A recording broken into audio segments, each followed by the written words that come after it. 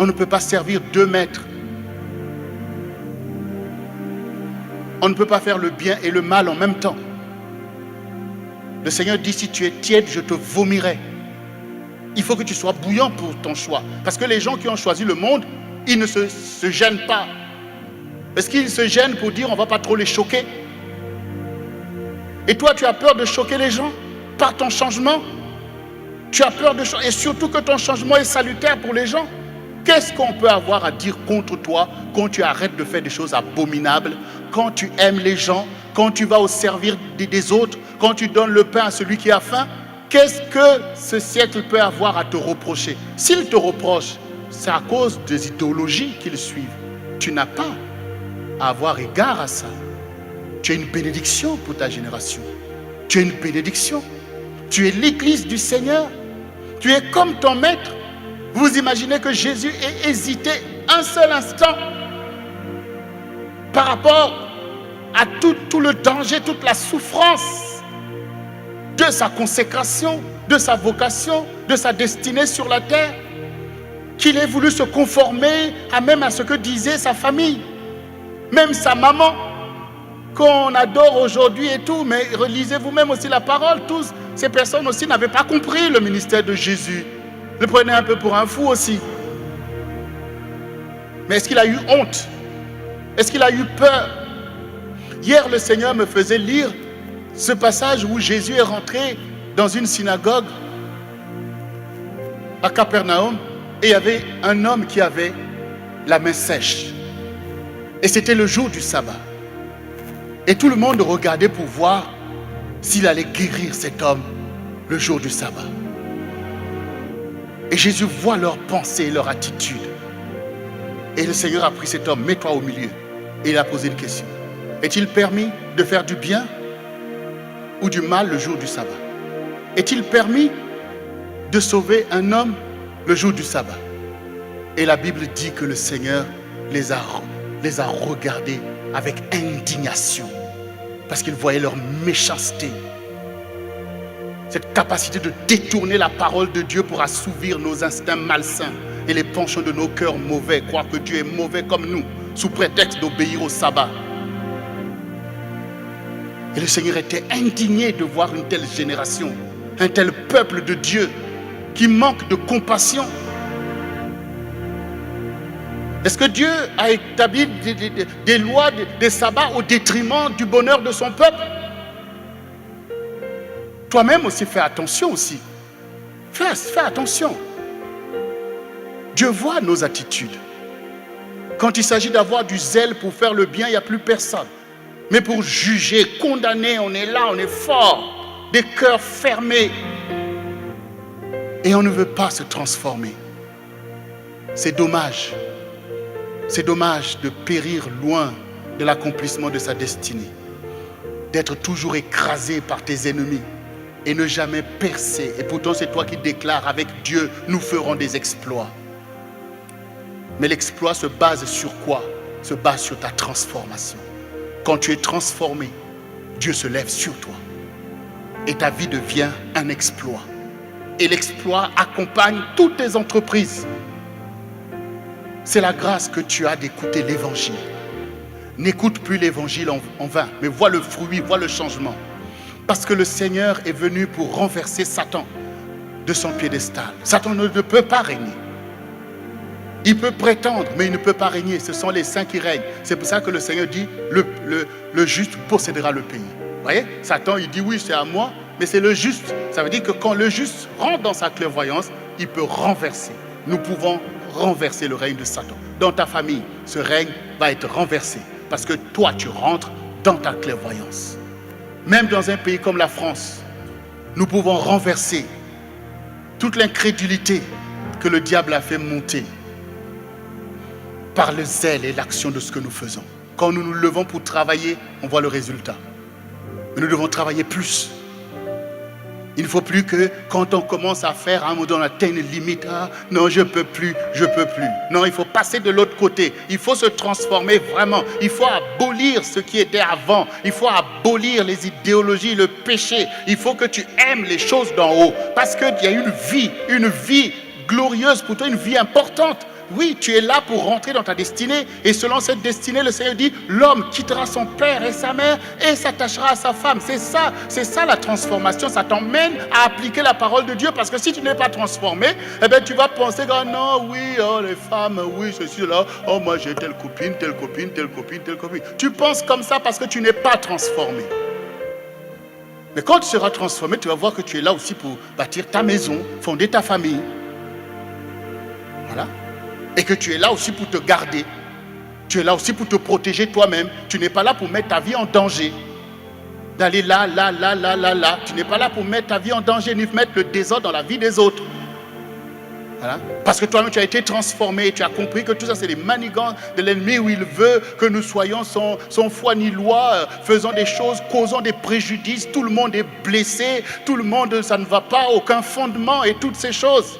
Le Seigneur dit, je te donnerai un fondement de saphir et toute ton enceinte de pierres précieuses. Est-ce que tu veux que Dieu cadre ta vie? Mais oui, c'est ça le fondement. Dieu cadre ta vie. Il cadre tes pensées et enlève tout le préjudice des idéologies du diable. La méchanceté, la haine, tout ça Dieu va enlever. Les envoûtements, quand on est là enfermé dans les mêmes envoûtements, c'est quoi cet évangile? L'évangile nous a dit que quand on est dans des choses, on ne peut pas en sortir. Mais non, l'évangile est là pour briser les chaînes. Mais parfois aussi, faisons attention à notre mentalité qui nous maintient dans des choses. Il faut faire attention. Dieu parle, il y a un héritage des sanctifiés. Dieu nous parle de passer du côté des sanctifiés. Ça veut dire que tu aimes ce qui est saint. Tu ne peux pas trouver ton compte dans ce qui est impur, ce qui est mal. Tu ne peux pas trouver ton compte avec les méchants, les moqueurs. Tu ne peux pas trouver ton compte avec les voleurs. Tu ne peux pas trouver ton compte avec les adultères. Tu ne peux pas trouver ton compte. Tu ne fais pas partie d'eux. Tu as changé. Tu es dans un autre royaume. Tu prends plaisir en la sanctification. Tu prends plaisir en la sainteté de Dieu qui vient dans ta vie par ta parole. Tu prends plaisir en la justice. Tu prends plaisir à faire du bien aux autres. Tu prends plaisir à la vie des autres. Tu prends plaisir. J'ai dit tu prends plaisir. C'est ce que je vous ai posé comme question. Veux-tu faire de l'Éternel tes délices? C'est-à-dire aime sa parole. Quand tu aimes sa parole s'incarne en toi. Tu dois aimer. Tu dois aimer. Et ce n'est pas un sentiment, c'est un commandement. Cette parole, elle est pour moi. C'est pour moi que Dieu m'a donné cette parole. Qui de vous va sortir ici, prendre sa voiture et rouler à l'encontre du code et ne pas risquer sa vie et la vie des autres? Nos vies sont accidentées. On est dans un état lamentable parce que spirituellement, on est fracturé. Fracturé. Il faut que Dieu ouvre tes yeux, que tu commences à voir des réalités spirituelles. Que Dieu que non. Si ces choses dominent sur moi, c'est parce que je ne me suis pas soumis à la parole. Mais quand maintenant tu vas commencer à lire la parole dans le désir de te soumettre.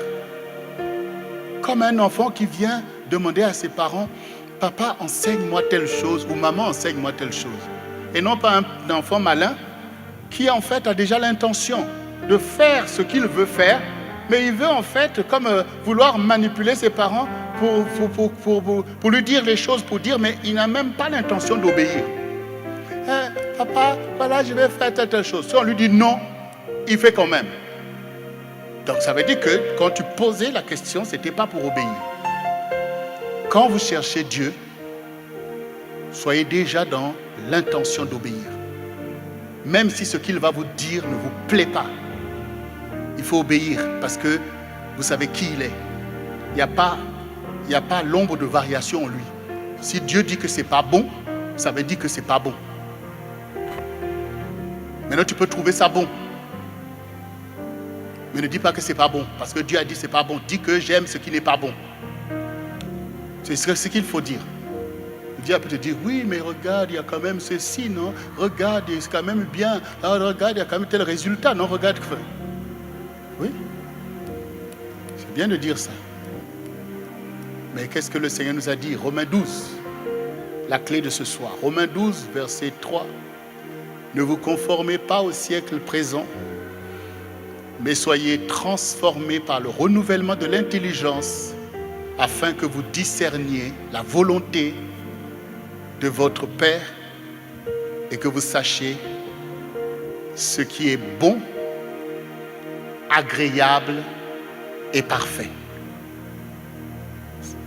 C'est 3 niveaux. Commencez à faire ce qui est bon, c'est-à-dire ce qui est bien. Allez jusqu'à faire ce qui est agréable à Dieu et à vous-même. Et allez jusqu'à faire ce qui est parfait. Et le Seigneur dit, l'Église, c'est le lieu du perfectionnement des saints. Et le Seigneur a dit aux apôtres que votre justice soit plus grande que la justice des pharisiens.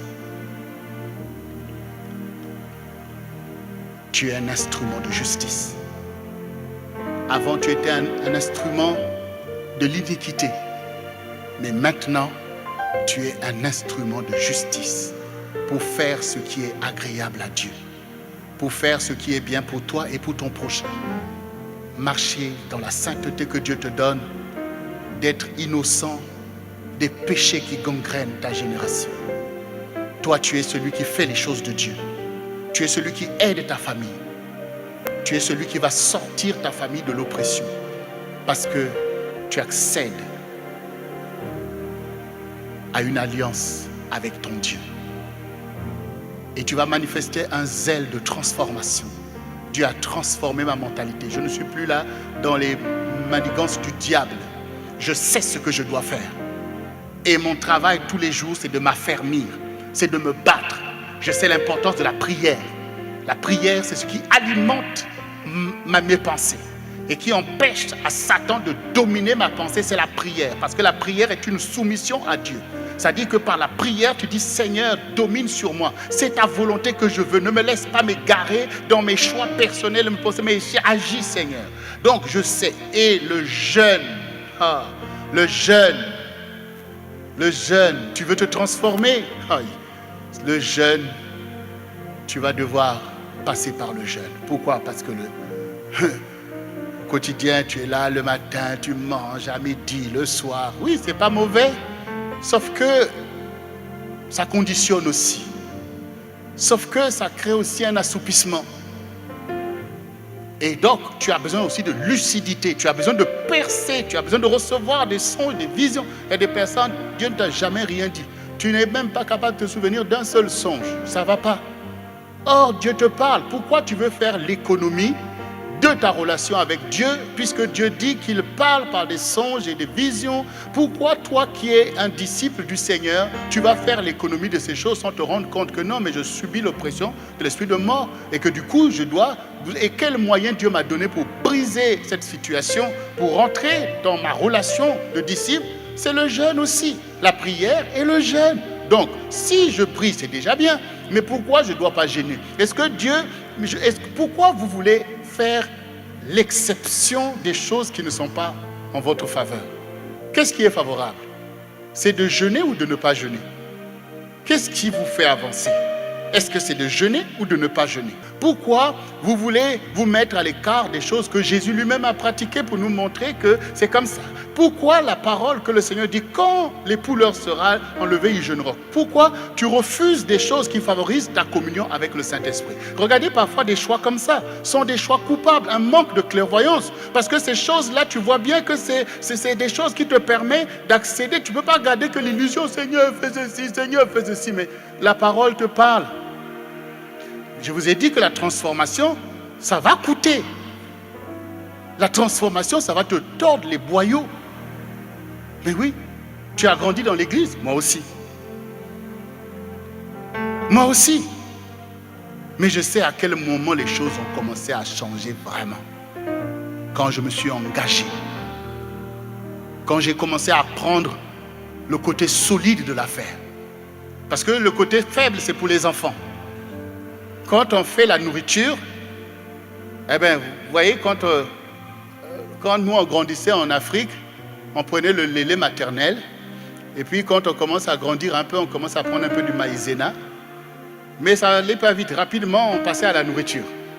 Mais on choisit un peu les légumes, ou si c'est la viande, on écrase, parce que tu n'as pas de dents, et te donne tout ça. Mais à côté, ceux qui ont des dents, En fait, les parties les plus succulentes, c'est là où il y a les os là. Tu les vois là. Mais pourquoi ils mangent les os? Mais en fait, c'est là qu'il y a du goût. Toi, tu veux pour les choses de Dieu, tu veux la soupe. Toi, c'est que la soupe que tu veux. Mais ça, c'est pour les bébés. Tu ne veux pas le jeûne. C'est trop difficile pour toi. Mais tu penses que c'est pour nous torturer que Dieu a placé le jeûne? Ou c'est pour nous donner une clé d'accès à des choses importantes? Est-ce que ce n'est pas pour te libérer du voile, de l'esprit de mort, de l'étau, de la dictature, du manger dans lequel le diable veut consumer ton énergie? Il n'y a que ça. Mais le Seigneur a dit quoi? Lui-même, 40 jours, 40 nuits. Et quand le diable est venu le tenter, même malgré le jeûne, il a dit, l'homme ne vivra pas de pain seulement, mais de toute parole qui sort de la bouche de Dieu. Donc, il y a des hommes qui vivent de pain seulement, mais tu ne fais pas partie de ces gens-là. Ça, ce sont ceux qui sont dans l'idolâtrie des choses du monde. Toi, tu fais partie de ceux qui jeûnent. Pourquoi? Parce que tu cherches l'époux. Parce que tu cherches l'époux. Parce que la communion du Saint-Esprit, c'est pour toi. Et il est dit qu'on ne met pas le vin nouveau dans des vieilles outres. Il faut que les outres soient changées. Ça veut dire que Dieu veut impacter ton corps. Il y a des lois de la pesanteur sur ton corps en vertu desquelles tu penses que chaque matin, tu dois prendre un gros petit déjeuner. À midi, tu dois prendre, et même dans l'intervalle, des goûters, tout ça. Mais ça te fait croire que c'est normal. En fait, on mange trop. Trop, c'est pas justifié. Quand vous voyez le Seigneur était là avec les apôtres, regardez même leur nourriture. C'est pas la même chose que nous. Voyez. C'est des sortes de galettes, du pain, un peu comme du pain sans levain en fait. C'est-à-dire des galettes, un peu de ceci, de la viande rôtie et tout ça. Mais ils avaient besoin d'être en forme aussi. Mais aujourd'hui, on est dans des pays riches. Mais tu ne savais pas, et du coup, il y a des habitudes alimentaires. Maintenant, on a compris qu'il faut rompre à un moment donné. Si ces choses ne te permettent pas d'atteindre ton objectif, tu dois rompre. Il ne faut pas avoir peur de rompre le statu quo. Parce que sinon, le statu quo, t'as déjà placé, ton histoire est déjà finie dans le statu quo. Donc, ce n'est pas ça que tu veux. Donc maintenant, si Dieu me demande de jeûner, je vais jeûner. Pourquoi? Parce que le Seigneur dit, armez-vous de la pensée de souffrir. Quand tu vas commencer à jeûner, ça va te tordre les boyaux. Un jour, 2 jours, tu vas penser que tu vas mourir. Mais en fait, tu meurs, tu ne vas pas mourir. Il y a même des païens qui font des grèves de la faim. Tu ne vas pas mourir. Tu ne vas pas mourir. Quand le Seigneur m'a dit de faire un jeûne de 21 jours et 21 nuits, moi, j'étais honoré que Dieu me demande ça. Franchement, parce que j'étais déjà dans ma transformation. Moi, j'étais honoré que Dieu me demande quelque chose, parce que je sais que ce n'est pas en vain, il y a quelque chose derrière. Il m'a appelé, il me dit avance. Et maintenant, il est en train de m'équiper. Maintenant, il est en train de me former à être son serviteur. Donc, je n'ai pas regardé à ce que... Non, je n'ai pas regardé. J'ai regardé à l'action qu'il faisait. J'ai dit, oui Seigneur, je ne sais pas comment ça va se faire, ou je ne sais pas comment, mais j'ai entendu, j'ai dit oui Seigneur, si Dieu le dit, c'est que c'est possible. Et d'ailleurs, la Bible montre qu'il y en a qui l'ont fait. Bon, tout ça, donc je suis là, j'ai entendu, je sais que Dieu m'a donné ce challenge et que je dois y rentrer. Maintenant, mon problème, c'était de voir quand je vais y rentrer et comment. Et quand je suis arrivé que bon voilà, boum, allez, j'y vais. J'y vais. Tu ne sais pas comment ça va se passer, mais j'y vais. 1 jour, 2 jours, 3 jours, là, la tête commence à... je commence à... C'est dur. Quand tu es à 3 jours, il te reste combien de jours? Il te reste combien de jours? Regarde toi-même. Donc, c'est beaucoup plus facile de faire le moonwalk, comme on a dit tout à l'heure. Dieu t'a dit 42, tu es à 3 jours, tu es déjà là comme ça. Allez, du coup, tu veux faire... Je dis non. Dieu a dit, on va aller. On va aller. Et quand tu avances 1 semaine, 10 jours, à un moment donné, tu commences à voir que maintenant, tu es porté à un moment donné. Tu vois à un moment donné que, en fait, le corps qui voulait résister, à un moment donné, voit que là, je suis forcé. Et à un moment donné, il s'adapte. À un moment donné, il s'adapte à ton programme. Voilà. Et du coup, tu avances, tu creuses. Après, tu arrives, mais tu seras toujours attaqué. Il ne faut pas croire que tu vas faire ton jeûne comme ça, tout va bien parce que tu es tellement spirituel. Non, tu vas être attaqué. L'ennemi va trouver une occasion quand tu vas arriver vers le 30e jour. Tout ça, à un moment donné, tout ça, tu vas halluciner. Les choses vont se passer. Mais ce qui est important avec Dieu, c'est l'obéissance. C'est l'obéissance qui est parfaite. C'est le fait que le Seigneur dit, armez-vous de la pensée de souffrir. C'est le fait que tu cries, Seigneur, aide-moi, fais. Ce qui est important, c'est d'obéir. Donc, ne vous inquiétez pas si la façon dont vous allez faire ce jeûne-là ne sera pas très, très jolie. Si vous n'êtes pas toujours, alléluia Dieu, même si tu es en train de ramper. Mais ce qui est important, c'est que tu as obéi à la parole du Seigneur. Et le Seigneur, le juste juge, t'accordera. Il est là pour t'aider. Mais ce qui est important, c'est ta qualité. Un esprit transformé à la gloire de Dieu. Un esprit qui soupire après Dieu. Alors ce soir, ta transformation prophétique est devant toi. Il n'y a rien d'impossible pour toi. La prophétie va s'accomplir. La prophétie va s'accomplir sur ta vie.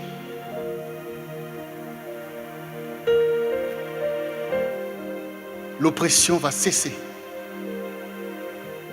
Le pillage va s'arrêter.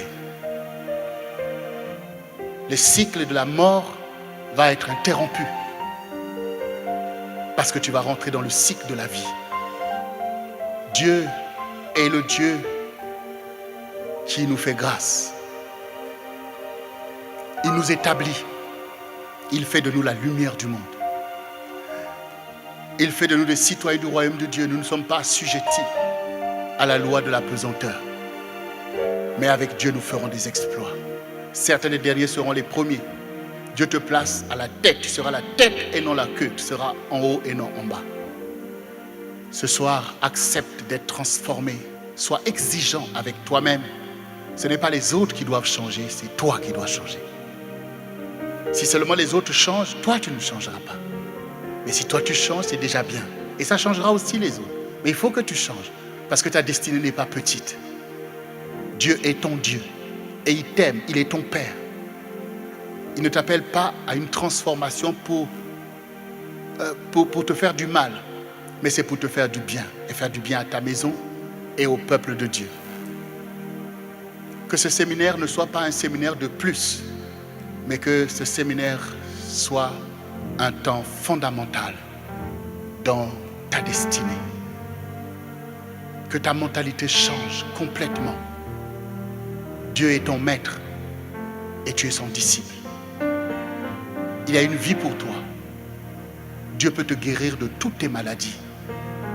Dieu peut te délivrer de toutes tes oppressions et de toutes tes addictions. Crois, engage-toi, prie et jeûne. Adopte cette transformation et marche en nouveauté de vie. Mets de l'ordre dans tes pensées et dans tes réalités. Ça, c'est du passé. Ça, c'est pas bon pour moi.